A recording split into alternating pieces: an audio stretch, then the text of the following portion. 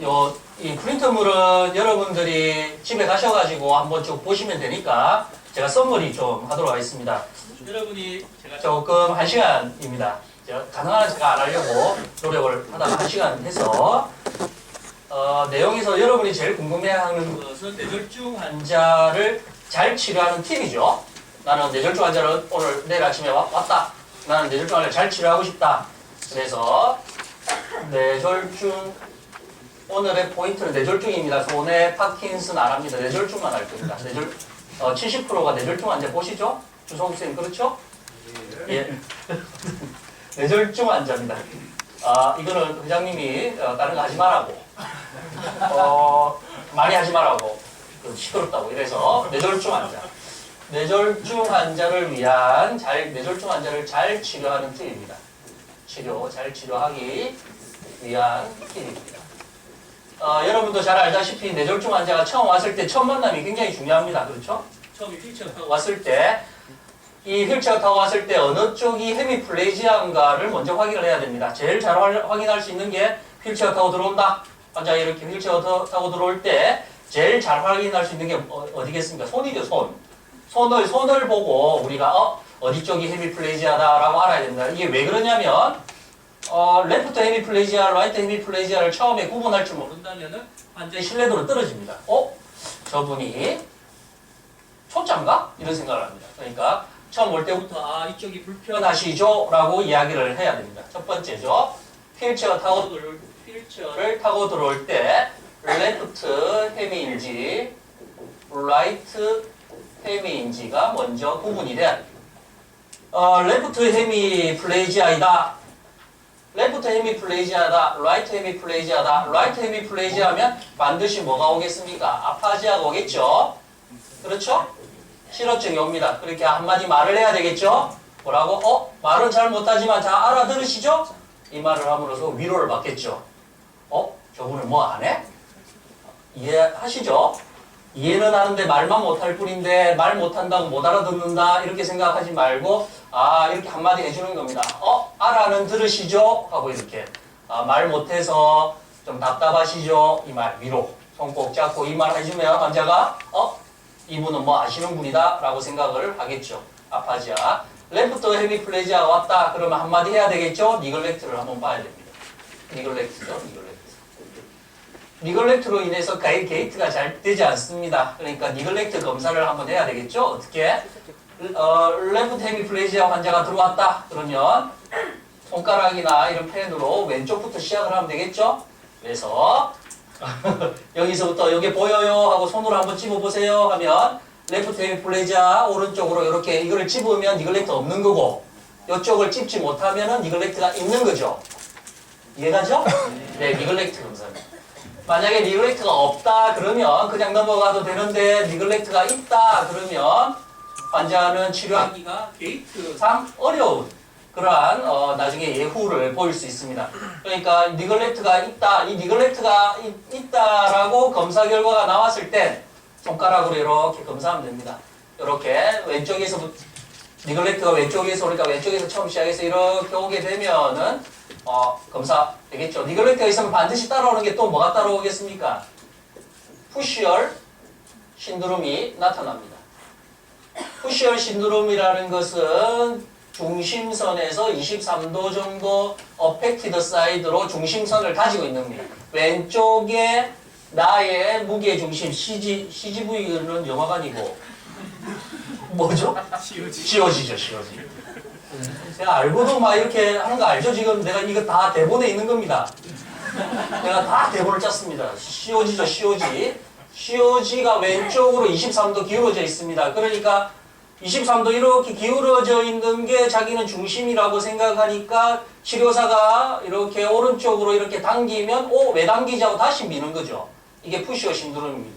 푸시어 신드롬까지 발견이 되었다. 푸시어 신드롬 어떻게 발견합니까? 그러면 기울어져 있어요. 몸이 환측으로. 그러니까 푸시어 신드롬이 발견됐다. 그럼 제일 먼저 치료법이 뭐가 들어가야 되겠죠? 이런 거 보호자한테 첫날에 이야기하면 뭐 할 수 있다? 사랑받는 치료사가 될 수 있다 이겁니다. 첫날에 이렇게 해야 되죠. 병실에 가서 발을 지면에서 떼세요. 이거 철자 맞나? 떼세요. 발을, 건축발을 땅에 닿는 순간 밀어요. 습관적으로 밀어요. 그러니까 땅에서 지면을 떼서 업라이트, 위쪽 있죠? 골반부터 무게 중심을 갖는 것이 중요하다. 요거부터 가르쳐야 됩니다. 요게, 그러니까 로우 익스트리미티에서 어퍼 익스트리미티의 업라이트 자체가 된다면 어떻게 될 수 있어요? 나중에 스탠딩으로 가서도 이게 푸셔 신드롬을 점점 잡아 나갈 수가 있겠죠. 그렇게 이게 되면 그 다음에 스탠딩으로 가서 이거는 시팅에서 발을 지면에서 떼세요 가리키고 스탠딩으로 간다면은 원레그 포지션.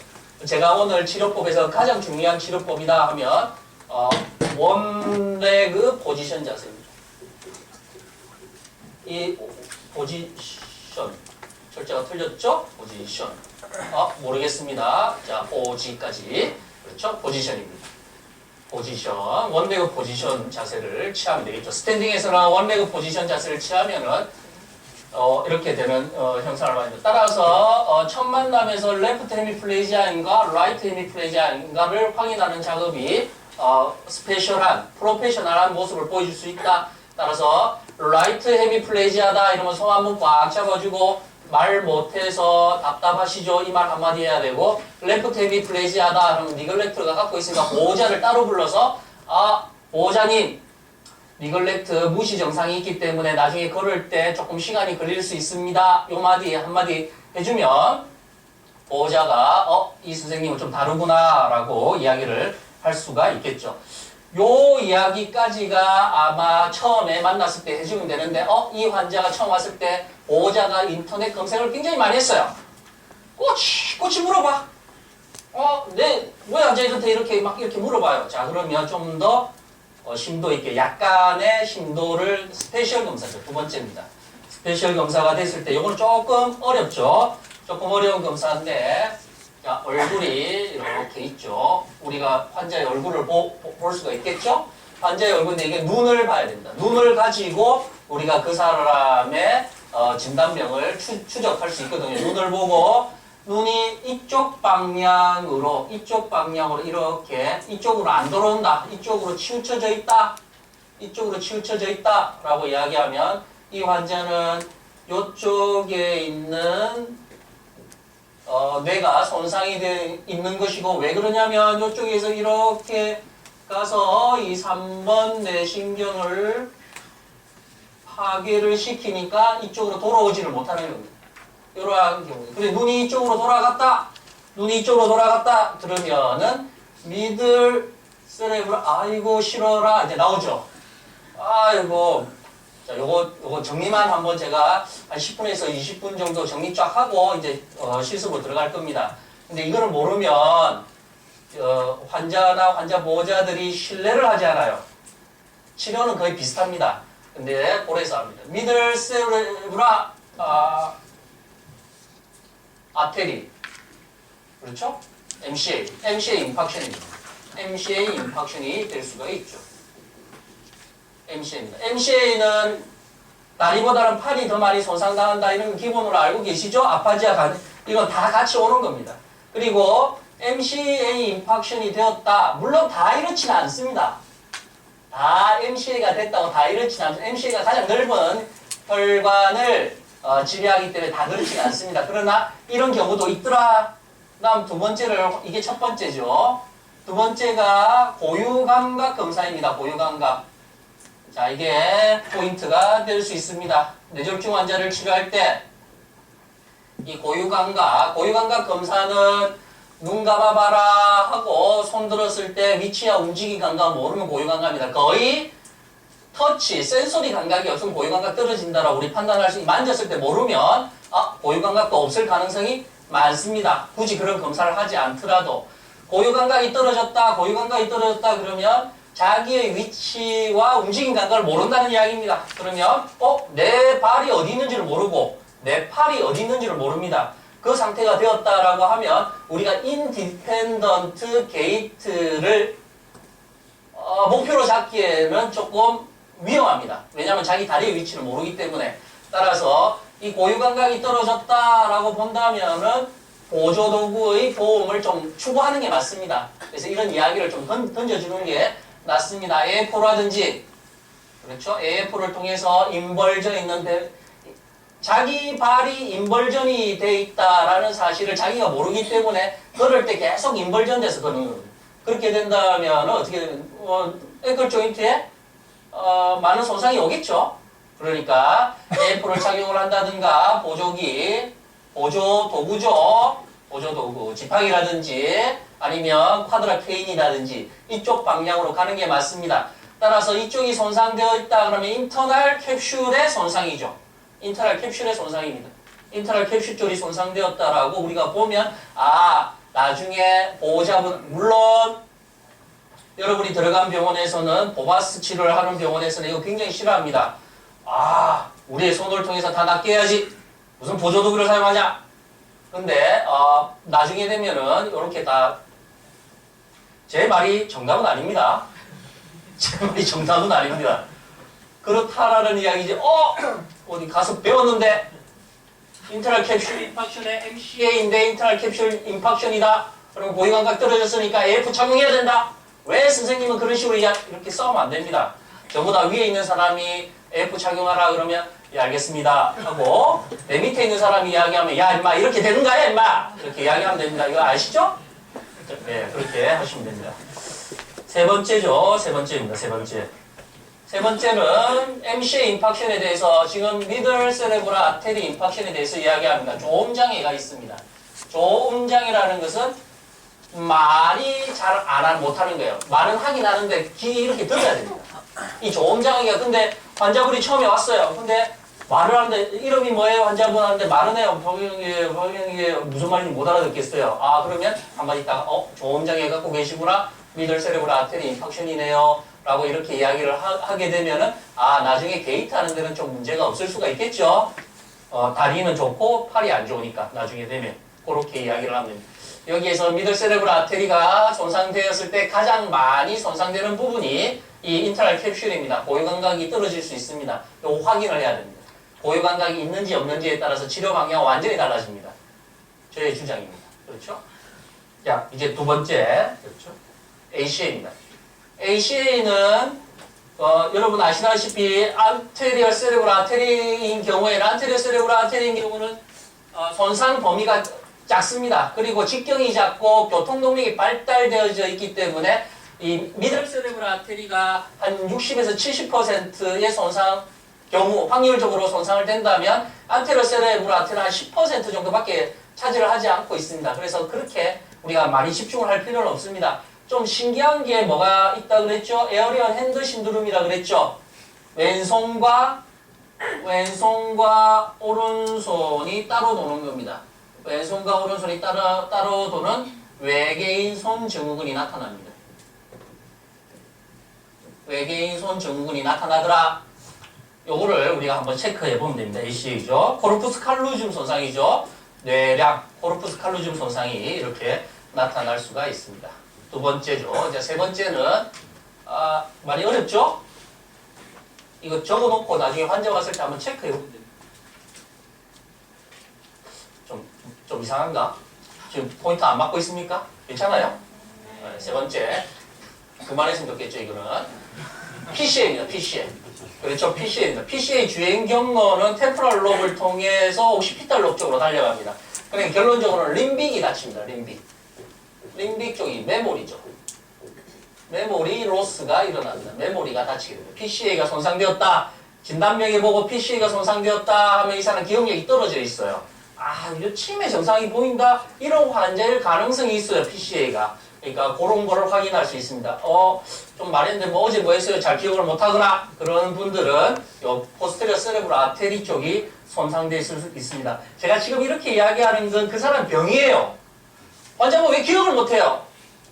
환자분 왜 말을 못해요? 예? 아파지아도 아닌데 왜 말 못해요? 이 사람이 레프트 뭐가 아파지아였죠? 레프트 헤미플레이지아인데 말을 못해. 그럴 경우에 뭐가 있다? 조음장애. 근데 자세히 들어보면 또 말이 들려요. 그러니까 그런 거를 구분해낼 줄 안다면 뇌졸중 환자분을 치료할 때 굉장히 도움이 돼요. 이 사람은 나에 대해서 모른다라고 환자가 불신하기 시작하면 사이가 굉장히 멀어지기 시작을 하는 거거든요. 이러한 차이, 아파지아, 조음장애, 이러한 차이, 고유감각 없는 차이, 이런 것들을 우리가 좀 알 수가 있죠. 저 ACA인 경우에 코르퍼스 칼루즘이 손상당했다, 왼손과 오른손이 서로 하는 게 다르다 그러면 그런 것도 참 재밌다 그러면 안 되겠죠. 왼손이 막 환자분이 막 이렇게 그 환자복을 벗고 있고 오른손이 막 잠그고 있고 왼손이 뭐 엉덩이를 막 만지고 있고 오른손이 막 이렇게 하고 있고 이러한 증상을 보입니다. 이건 병입니다. 그러니까 이 병에 대해서 소개를 하고 이해를 해야 되는 게 치료사인데 니 왜 그러노? 와이라노? 이렇게 되면은 서로의 불신이 생기겠죠? 이해를 해야 된다 이런 거죠. PC에는 림빅이 다칠 수가 있습니다. 또한 얼굴 인식장애가 생깁니다. 우리 선생님, 선생님 누구예요? 그러면, 네 선생님, 뭐, 박형민입니다. 하면, 어디예요? 몰라요. 그런 환자들이 있어요. 얼굴을 인식하지 못하는 그런 환자가 있습니다. 이게 PC의 장애로 인해 생기는 것이죠. 템포럴 로브 밑중에 방추이랑이라고 있는데, 그쪽이 손상되면 이러한 증상이 나타납니다. 그 다음에 또 하나가 살라믹 신드롬이 있습니다. 만지기만 하면 뭐 한다? 만지기만 하면 아파요. 아파요. 아야야야. 우리 할머니도 오면 만지기만 하면 아야야야. 아야야야. 이렇게 하십니다. 이게 살라믹 신드롬인데 이 살라무스의 역할은 모든 감각의 중개소 역할을 합니다. 근데 그 중개소가 살라무스가 손상이 되어버리면 PCA가 살라무스를 지배하고 있거든요. 물론 미들 세레브럴 아테리도 지배를 하고 있지만 미들 세레브럴 아테리는 살라무스 쪽에서 인터널 캡슐 쪽을 지배하고 살라무스하고 베이자 강글리아 사이를 인터널 캡슐이라고 이야기합니다. 제가 막 아는 체 하고 있어요. 지금 맞죠? 그 사이를 인터널 캡슐이라고 PCA는 좀 더 살라무스 쪽을 지배하고 있습니다. 그러니까 살라무스는 모든 감각이 들어올 때 어떠한 감각이라고 이렇게 꽂아주는 중개소 역할을 해요. 근데 살라무스가 손상당하면 뭐에 민감하게 해놨다? 모든 감각을 전부 다 하나로만 집중시켜요. 뭘로? 통증으로. 만져도 아프고, 그렇죠? 뭐 살짝 스쳐도 아프고 그렇게 됩니다. 살라믹 신드롬이 나타납니다. 뭘로 인해서? 포스텔 세레브럴 아테리의 손상으로 인해서 생기게 되죠. 그 다음이 동공이 어떠한 상태로 확대된 상태. 동공의 확대된 상태를 봅니다. 동공을 한번 쳐다보고 동공이 확대되어 있다. 두 눈이 같이 확대된 게 아니고요. 한쪽 눈만 확대되어 있다라고 하면 저도 임상 7년 했는데 한 번도 경험 못 해봤습니다. 이 책에 나오는 것 같아요. 혹시 임상하면서 박통준 선생님 혹시 경험해 보셨어요? 동공 확대되어 있는 채로 있는 분. 오, 역시 임상이 10년이 넘어가신 분인데 저는 7년밖에 안 있어서 역시 임상을 10년을 해야 돼요. 그러니까 나중에 교수 될 때도 10년 이상자를 뽑아야 될 것 같아요. 7년을 해놓으니까 모르겠어요. 한 번도 경험이 없었어요. 동공이 확대된 상태다 그러면 PCA가 손상되어 있는 상태다라고 우리가 확인할 수 있습니다. 자, 여기까지가 MCA, 미들 세레브럴 아테리, ACA, PCA.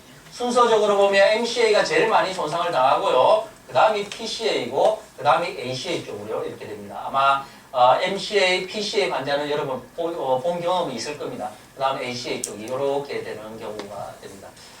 혹시 여기까지 혹시 질문이 혹시 있습니까? 없으면 조금 더 어려운 걸로 들어가는데 조금 더 기분이 나빠질 겁니다. 이제 뇌줄기 쪽에 결과를 들어요. 세 개죠. 스카, 에이카, 키카입니다. 아유, 지겹죠? 아유, 자, 그럼 따로 다시 그쪽으로. 제가 지금 썸머리 해서, 하고 나면 끝이에요. 자. 요걸 외우실 필요는 없고, 나중에 요거를 한 페이지로 딱 정리를 해가지고, 한 페이지로 자기가 정리를 해서 코팅을 좀 해가지고 환자 왔다 하면 옆에 딱 놓고 한번 질문을 해보면 찾아낼 수 있어요. 진단명을 잘 모르죠? 요즘 제가 임상에 가보니까 진단명 자체는 어떻게? CVA 이렇게만 끝이에요. 미들 세레브럴 아테리, 안테리어 세레브럴 아테리, 포스테리어 세레브럴 아테리라고 적어주지를 않더라고요. 그러니까 그렇게 해서 찾아나가서 이야기를 하면 이야기할 거리가 많이 생긴다라고 이야기할 수 있습니다. 자, 그럼 세 가지 이제 스카,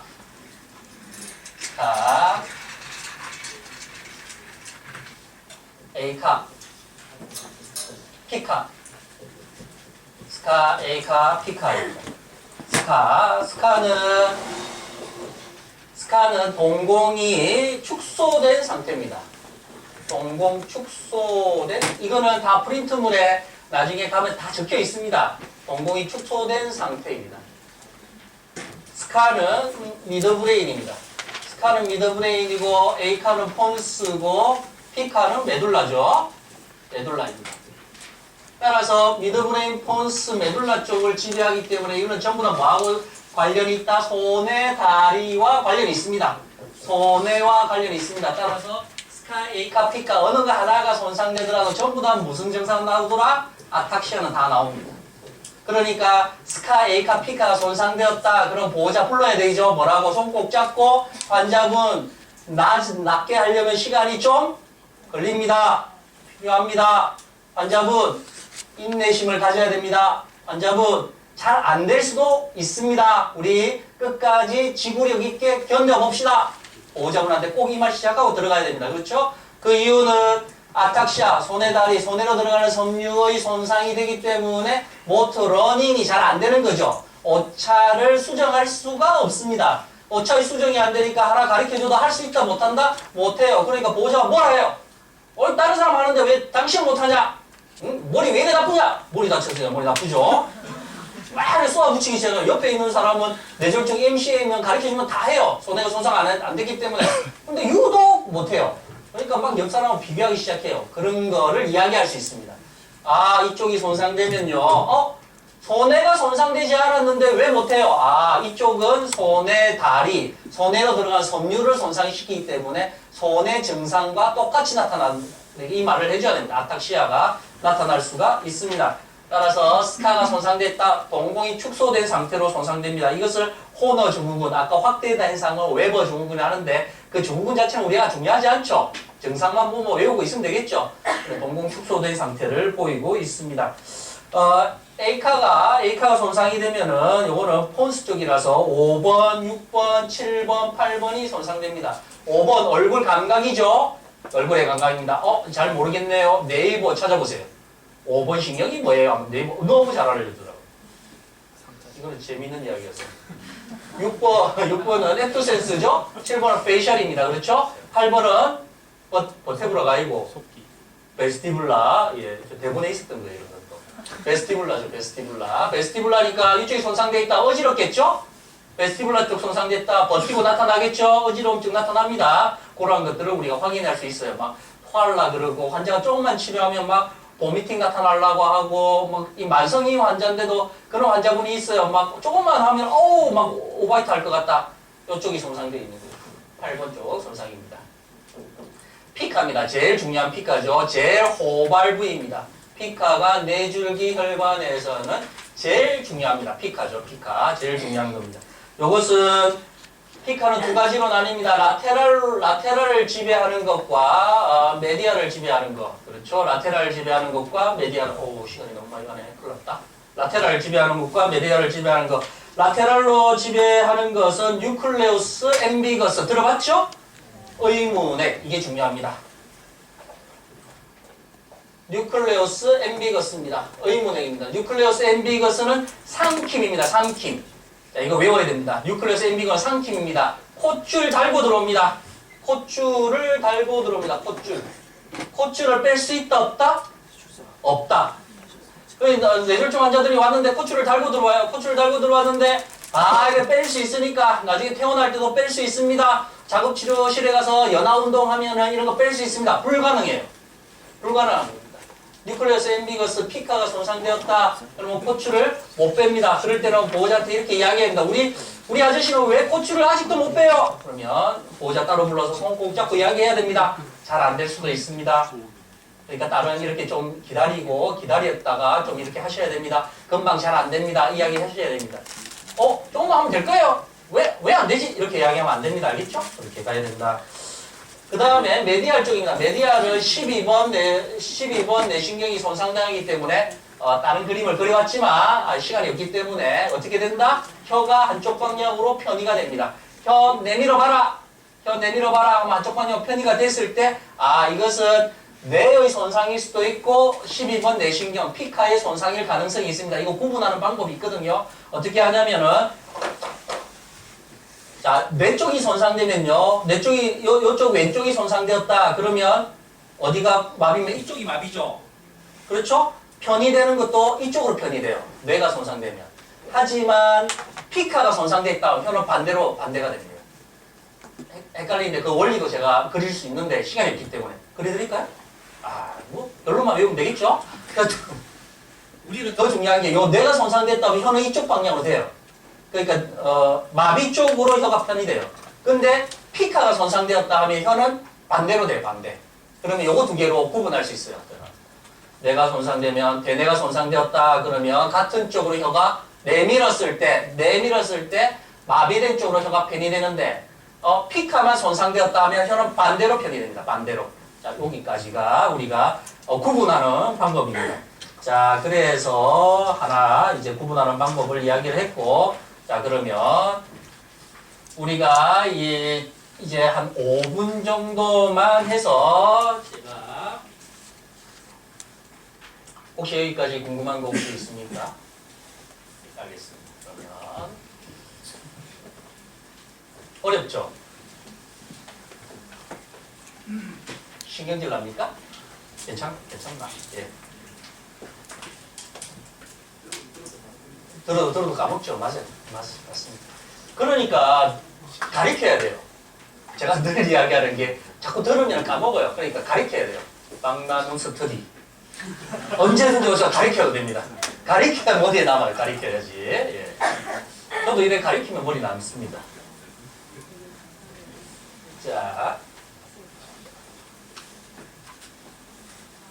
자, 이제 뇌졸중 환자의 게이트 패턴이 뭐 제가 이 준비를 좀 해왔는데 요 서문이죠. 게이트 패턴이 왜 이렇게 나타나느냐에 대해서 여러분 다 아시는 거지만 요 그림 하나만 하면 요게 끝이 납니다. 게이트 패턴이 왜 이렇게 나타나느냐? 그렇죠?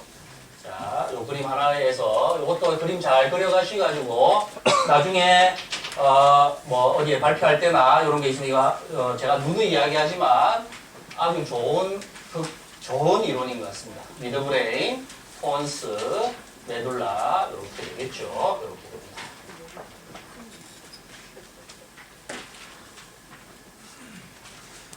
자, 여기가 4번, 브로드만 4번, 6번이 되겠죠. 브로드만 4번, 6번.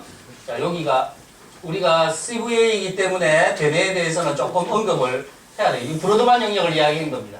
자, 4번을 우리가 프라이마리 모터 콜텍스라고 이야기를 명명한 겁니다. 이 이름입니다. 이름.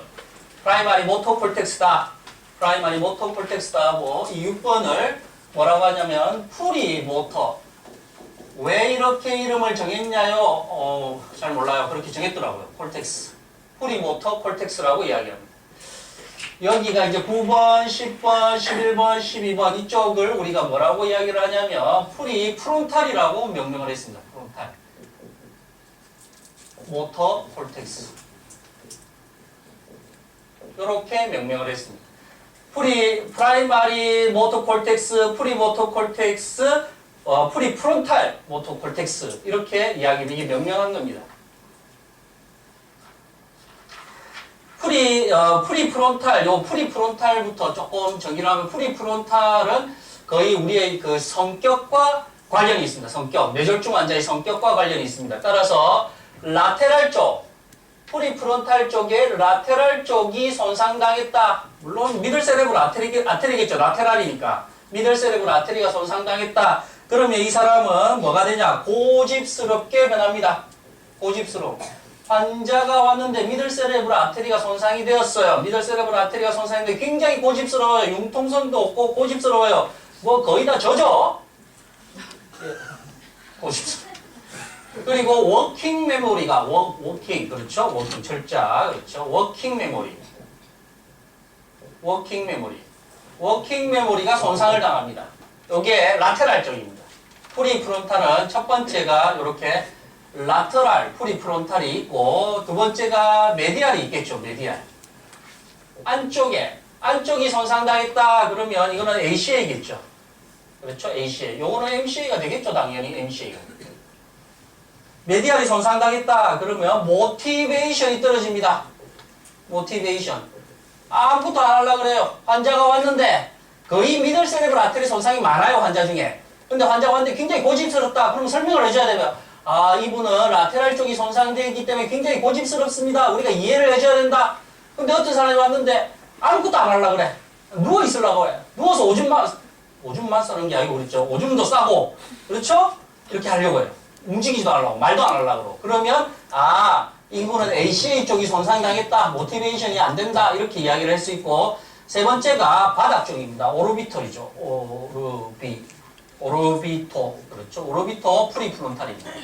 오르비토 프리프론탈.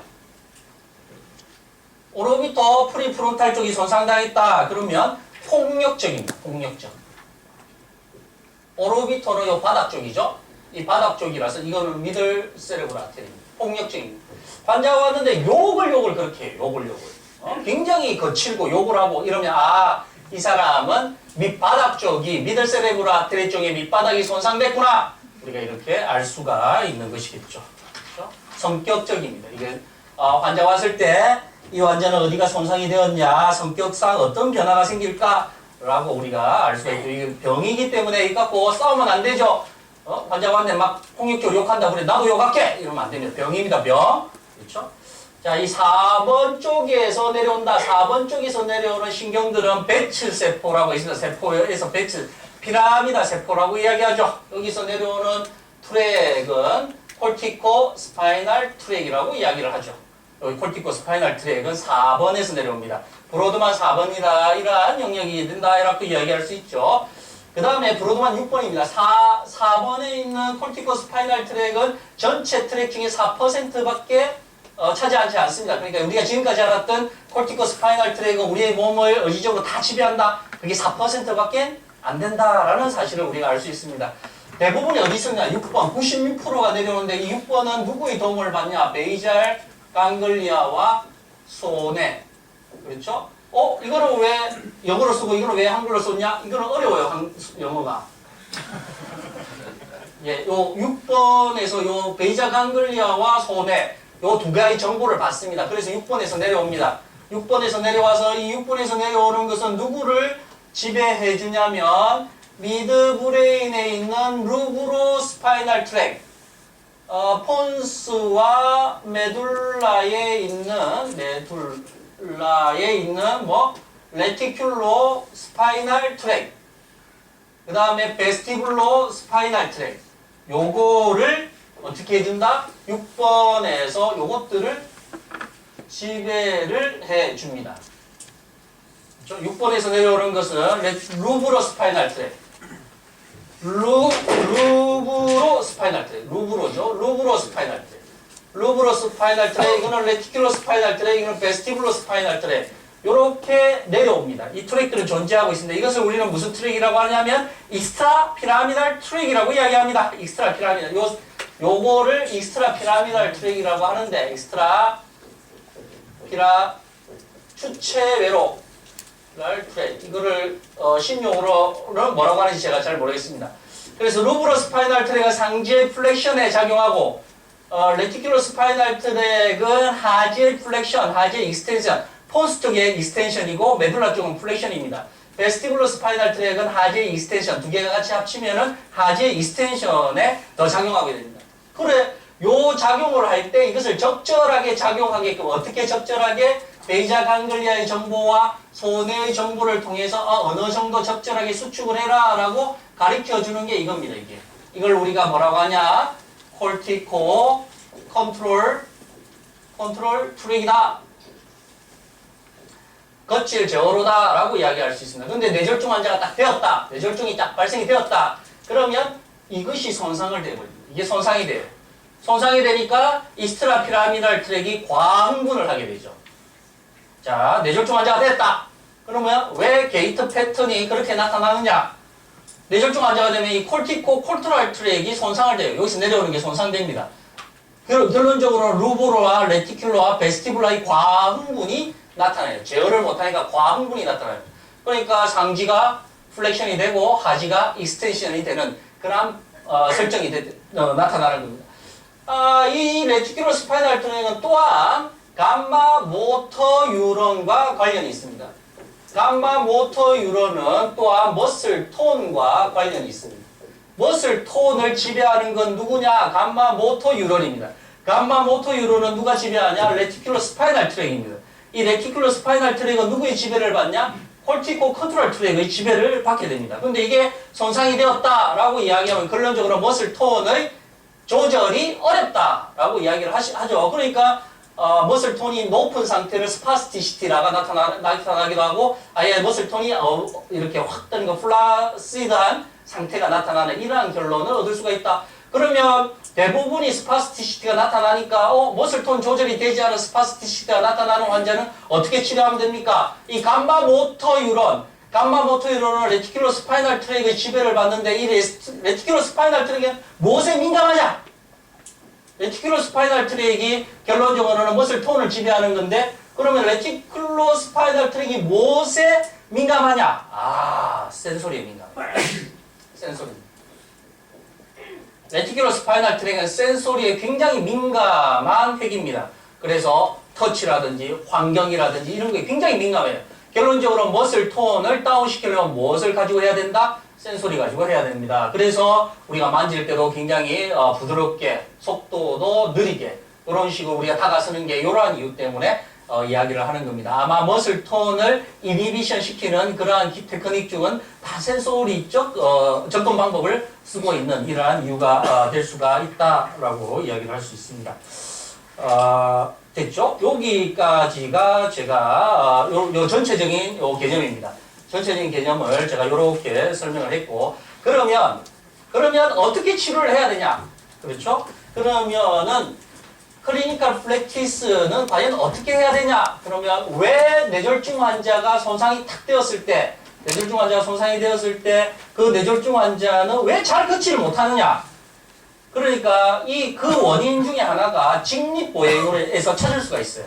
직립보행에서. 뇌졸중 환자가 이러한 이유로 인해서 상지가 플렉션이 되고 하지가 익스텐션이 되는데 그럼 치료할 때는 우리는 이 센소리를 잘 적용을 해서 머슬 톤을 낮추어서 노멀된 게이트 패턴을 만들자라고 이제 결론을 내릴 수 있는데 그러면은 왜 뇌졸중 환자들은 잘 걷지를 못할까? 해서 직립보행이라는 건데 직립보행.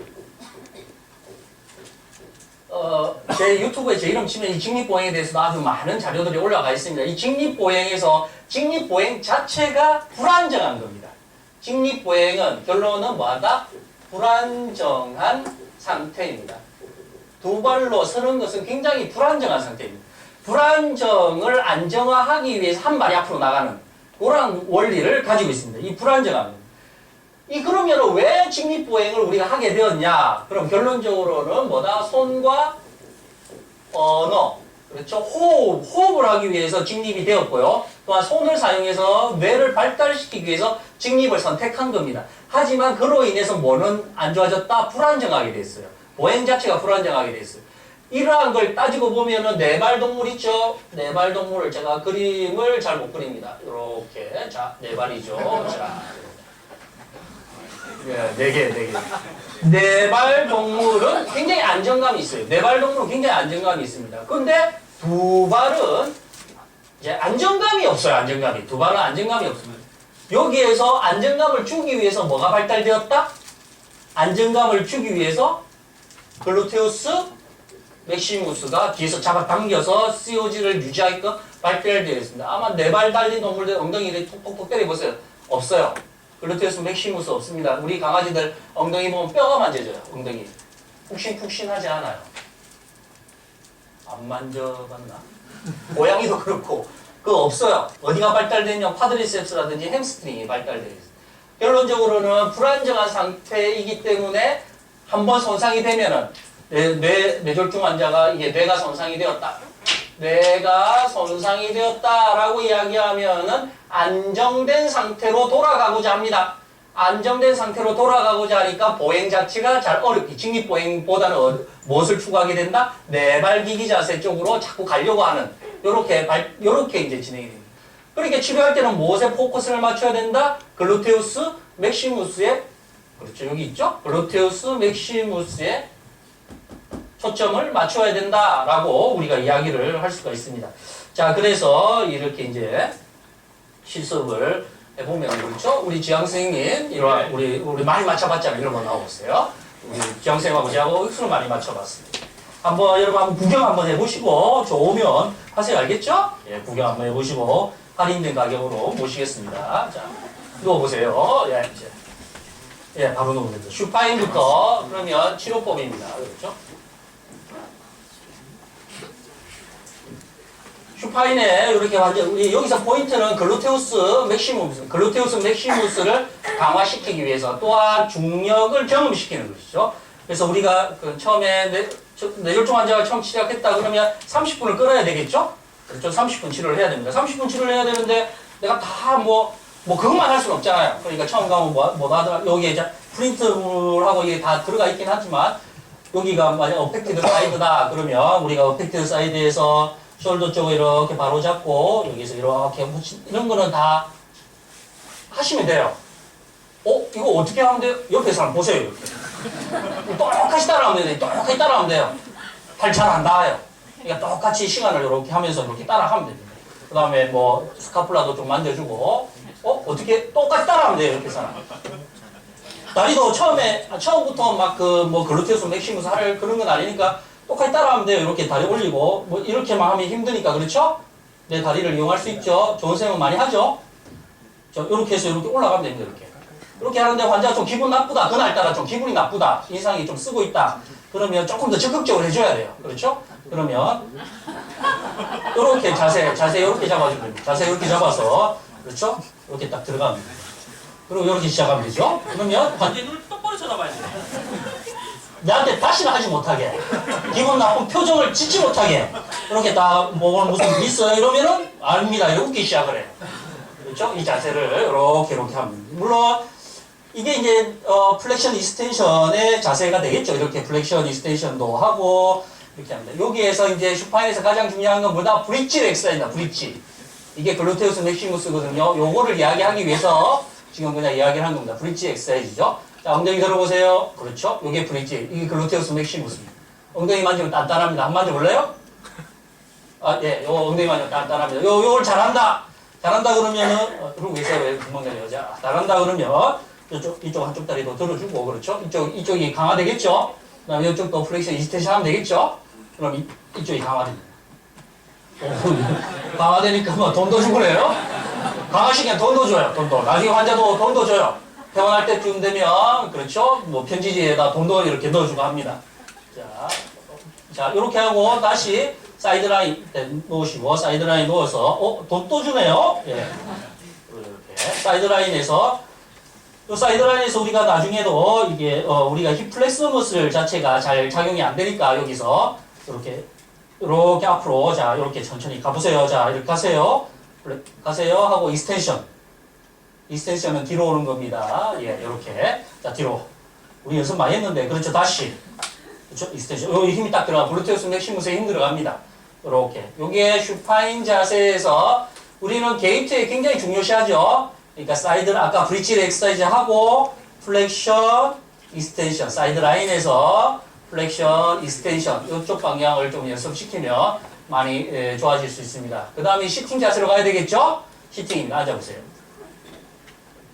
물론 이걸 조금 낮춰서 지면에 대야 되는데 그냥 하겠습니다. 지면 여기 했을 때는 우리가 글루테우스 맥시무스를 작용하기 위해서는 업라이트를 이렇게 업라이트 이게 업라이트죠. 업라이트를 시키는 이게 펠비스의 안테로 펠비 틸팅도 됩니다. 그러니까 여기 요 자세에서 자 아까 슈파인 자세에서는 그렇죠. 우리가 노젓기 아까 제가 노젓죠 왔다 갔다 하는 거 노젓기 하고 도자기 빗기도 있는데 보여드릴까요? 노젓는 거하고 도자기 빗기 두 가지는 해야 돼요. 도자기 빗는 거는 앵클입니다. 앵클 잡아서 요 잡고 슈파인 자세예요. 슈파인 잡고 여기서 도자기 빗는 거 이렇게 도자기 빗기 요런 앵클이 인벌전 되죠? 인벌전 되어 있으니까 이렇게 프렌탈 플렉스 인벌전이 되어 있으니까 이렇게 무릎의 사이에 딱 끼고 앵클 조인트를 잡고 이렇게 왔다 갔다 하면 도자기를 이렇게 비비고 내가 어제 술을 많이 마셨다. 그럼 이것만 한 15분 하면 됩니다. 도자기 느낌만. 서로 눈도 안 받으셔도 돼요. 그러다가 갑자기 이상한 소리 하면 바로 이렇게 들어가면 됩니다. 이렇게. 자세 바꾸면 됩니다. 그렇죠? 도자기 느낌. 자, 그 다음에 아까 했던, 이제 아까, 시팅 자세였죠? 시팅에서 업라이트. 요 자세를 할 때 조금 하나 좀 팁을 드린다면, 요거를 할 때 조금 환자가 그날따라 또 이렇게 조금, 별로 기분이 안 좋다. 그럼 조금 더, 적극적으로 다가서야 될 때는, 이게 조금 낮춰져야 되는데, 그냥 하겠습니다. 시간이 없기 때문에. 자, 요렇게 해서, 요렇게 제 무릎을 요렇게 올립니다. 요 상태, 안 보이겠죠? 요 상태도 있는데, 아니면은 제가 등 뒤에서, 요 자세에서, 요렇게 업라이트. 요까지만. 좋네요, 이거. 오늘 런닝을 왜 이래 좋은 걸 입고 왔어? 이게, 조건 너무 좋네. 여기서 이렇게 업라이트. 요렇게 업라이트. 요렇게 가는 방법. 뒤에서 요게 조금, 이게 굉장히, 적극적인 치료 방법이 업라이트 할 때 좀 더 적극적입니다. 뒤에서 이를 잡고 내 무릎이 트렁크를 딱 잡아주거든요. 뒤에 트렁크 뒤에 있는 소라시 쪽을 잡아줘요. 그래서 요 왔다 갔다 요렇게 업라이트 하는 방법. 요 방법을 좀 쓰시면 되고 자 스탠딩으로 가야 되겠죠? 스탠딩을 요렇게 갑니다. 환자들의 아까 우리 주성우 쌤이 저한테 가르쳐줬는데 환자를 그러니까 C2 스탠드, 시팅, 스탠딩, C2 스탠드만 하더라도 게이트는 좋아집니다. 이 C2 스탠드는 반드시 들어가야 된다 이 말이죠. 그렇죠? 글루테우스 맥시무스 강화, 업라이트 강화, 그 다음에 C2 스탠드를 반복을 이것만 계속 해도 굉장히 좋아집니다. 그리고 또 하나가 이렇게 하고 그 다음에 이제 원레그 포지션이에요. 원레그. 요 제 다리 위에 올리고 있어요. 그렇죠? 원레그. 요 원레그 할 때 이 펠비스가 지금 이쪽으로 가 있죠? 이 방향이. 이렇게 되면 안 돼요. 이렇게. 어디로 와야 된다? 이쪽 방향. 이렇게 와야 돼. 이렇게 와야지만 어떻게 된다? 자, 이렇게 와야 돼. 요 자세가 뭐다? 예, 업라이트 자세. 원레그 포지션 자세. 요렇게 하면 이쪽에 글루테우스 맥시mus 굉장히 엉덩이 힘줘야 됩니다. 딱 그렇지. 이제 됐네. 이렇게 되고 요 자세를 요래 유지하면서 요거를 잘 하게 되면 게이트를 잘 하게 된다. 누르지 마. 런닝만 좋은 거 입었네. 자, 요렇게 해야 되는 겁니다. 자, 다시 이야기 써머리 해보면 들어가십시오. 감사합니다. 연습 많이 했는데 오늘 잘 안 맞네, 맞죠? 우리 한 3일 밤 새워서 연습했는데, 이거. 긴장을 많이 해서. 자, 그래서, 자, 써머리를 하도록 하겠습니다. 이거 한 장만 보여줘. 끝이네. 다른 거 하나도 안 보였네. 왜 했지? 자, 그래서 뇌졸중 환자가 처음 왔을 때 뇌졸중 환자는 이러한 증상을 보일 것이다 라고 이야기를 하고 그 다음 뇌졸중 환자가 가장 중요한 것은 글루테우스 맥시무스와 원레그 포지션, C2 스탠드 이 세 가지를 기억해서 나머지는 그러면 30분간 그것만 할 수 없잖아요. 그럼 나머지는 뭘 해야 됩니까? 그럼 옆 사람 보고 왔어요. 그 세 가지가 가장 중요한 겁니다. 세 가지를 남들보다 많이 한다면은 뇌졸중 환자의 게이트 능력은 뛰어날 수 있더라라고 이야기를 해야 됩니다. 혹시 여기까지 질문이나 그런 게 있습니까? 혹시 질문사항이라든지 궁금한 거 빠뜨린 부분이 치료법이 하나 있는데 그러면 제가 여러분한테 치료법 하나만 보여주고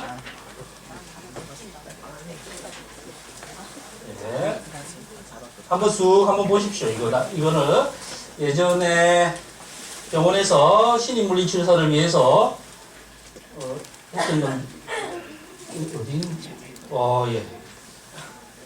자, 예, 됐습니다.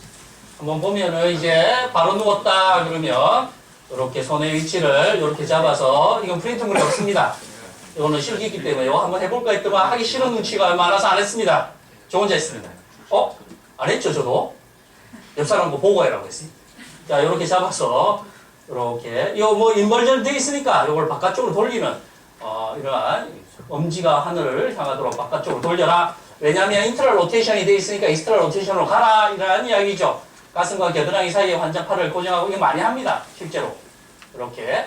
뭐 그래서 뭐 땀 많이 나는 사람 안 좋다 이런 말도 나왔죠. 자, 이렇게 움직이기 시작하고 밑으로 안테리어, 인페리어 방향 그렇죠? 이렇게 이야기를 하는 겁니다. 그래서 상지를 이렇게 손을 위쪽으로 이렇게 올려서 나중에는 이렇게 벽에 만든다라고 이야기를 할 수 있습니다. 그렇죠? 플렉션 이스테이션 하는 거죠. 이거 노적기입니다. 그렇죠? 이렇게 왔다 갔다 하는 거 노전형 방향이죠.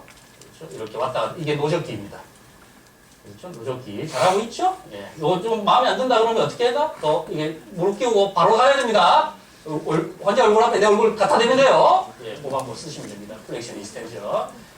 뭐 인터널 로테이션, 익스터널 로테이션 하고 그렇죠? 이거 한번 뭐 이거는 잘 안 씁니다. 예, 너무 적극적이라서 이건 잘 안 씁니다. 그다음 이게 이제 도자기 빗기죠? 이거 많이 합니다. 이 도자기 빗기 요 방법 쓰고 있죠. 그다음 이제 아까 했던 글루테우스 맥시무스 쪽에 강화시키고 이렇게 하는 겁니다. 그 다음에 아까 플렉션, 이스텐션 하는 거, 사이드라인에서 이 자세, 사이드라인에서 이 자세 많이 사용하는 것이죠. 그 다음에 바로 놓아서, 그래 아까 했던 그렇죠? 업라이트 시키고 안테리어 펠비 틸팅 하는 뒤에서 잡아서 이렇게 하는 거. 이거 앉아서 할 수도 있지만 아까 서서 할 수도 있습니다. 서서 하는 게 조금 더 효과적입니다. 그래서 이 자세는 이 자세입니다. 이 자세로 이렇게 안테리어 펠비 틸팅 이렇게 합니다. 마찬가지 아까도 실제 치료할 때도 이렇게 플렉션 이스텐션 이렇게 하는 이러한 자세를 보일 수가 있겠죠. 다 비슷비슷하죠. 이게 앞에서 업라이트 시팅 자세에서 업라이트 시키는 법하고 뒤에서 업라이트 시키는 거 두 가지 방법이 있는데 그 방법을 우리가 할 수 있더라라고 이야기를 할 수 있습니다. 원레그 포지션 자세죠. 그렇죠? 그래서 글루테우스 맥시무스와 원레그 포지션을 치료에 응용하자. 또 하나 하면 시프트 스탠드를 많이 시키자. 시프트 스탠드 할 때 웨이트 베어링 그렇죠? 환축으로 많이 좀 해서 하자라고 이야기를 할 수 있습니다. 자, 오늘은 여기까지 제가 하고 5분 정도 쉬었다가 이제 두 번째 강의 문경 선생님 강의로 넘어가도록 하겠습니다. 네, 고생하셨습니다.